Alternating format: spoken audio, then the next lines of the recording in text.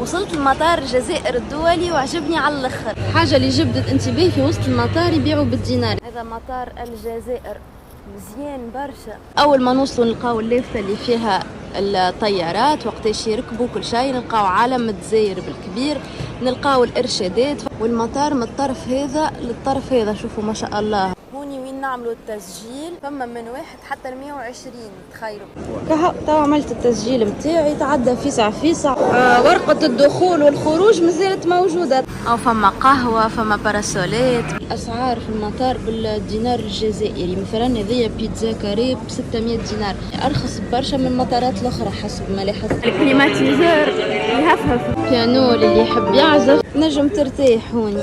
نمشيو للبوابة ناخذوا هذا التابي.